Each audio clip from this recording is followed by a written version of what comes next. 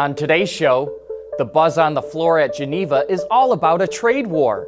Porsche fires another warning shot at Tesla with an electric crossover, and Land Rover explores whether two doors are better than four. All that and more coming right up on Autoline Daily.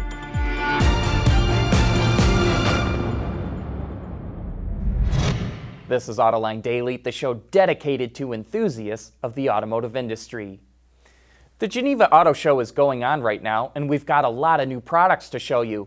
But even though the cars should be the stars of the show, Bloomberg reports that it is all being overshadowed by talk about a possible trade war. President Trump threatened to raise import tariffs on European cars if the EU retaliates against new U.S. tariffs on imported steel and aluminum. And then there's all the uncertainty around NAFTA and Brexit. Put it all together, and automakers are deeply worried about the impact on their business. Okay, now to the show. BMW revealed the concept M8 Gran Coupe. The company didn't reveal any details about its powertrain or technology because it's just a showcase of the car's future design direction. BMW plans to introduce the production version next year. Honda introduced the European version of the CR-V. The new model is longer and wider than the outgoing model, and it has the option for 7 seats for the first time. 2 powertrains are offered, a 1.5-liter gasoline engine that can be mated to a CVT or a 6-speed manual. A hybrid version will also be available that features a 2-liter gasoline engine combined with 2 electric motors. The gasoline model goes on sale in Europe this fall, while the hybrid won't be available until early next year. Aston Martin is creating a new brand for its electric vehicles called Lagonda, and it gave a hint at what the models will look like with the Lagonda Vision concept. It's been designed to use solid-state batteries that will provide a range of up to 400 miles, and it's equipped with Level 4 autonomous driving. The company plans to start producing Lagonda models in 2021. Why in the world would someone buy a gigantic SUV with only 2 doors? That's coming up next. Autoline Daily is brought to you by Bridgestone Tires, your journey, our passion. Dow Automotive Systems, advanced materials that deliver better results. And by Lear, a global leader in automotive seating and electrical systems. Hey, wouldn't you love to get a customized leather interior for your car? Well, Catskin, the manufacturer of custom leather interiors, has teamed up with Autoline to give away a brand new interior. And this is not a slip-on seat cover you get from your local auto parts store. Catskin will work with you to design a custom look from a choice of premium materials. And best of all, it's free. To enter the contest, go to our website, www.autoline.tv, to see if you qualify to enter. And good luck. Automakers are constantly exploring for new market niches, and Land Rover decided it ought to roll out the dice with a 2-door version of the gigantic Range Rover. Removing 2 doors does give it a nice long look with appealing proportions. It's actually a 4-seater with beautifully quilted seats that come in a number of different color combinations.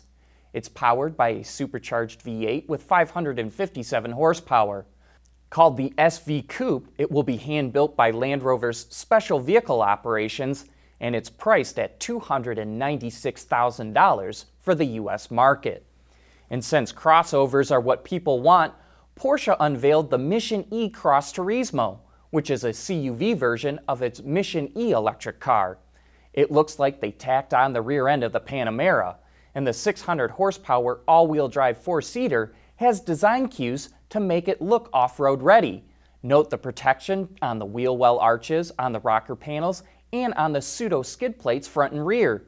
The interior is beautifully crafted to be clean looking, yet not as sparse as a Tesla.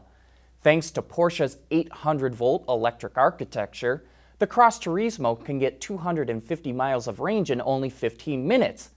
But that's if you can find any of Porsche's special charging stations that use liquid-cooled cables so they don't melt. Good luck finding one of those stations. None of them have been built yet. Coming up next, Nissan unveils a radically different design for Formula E.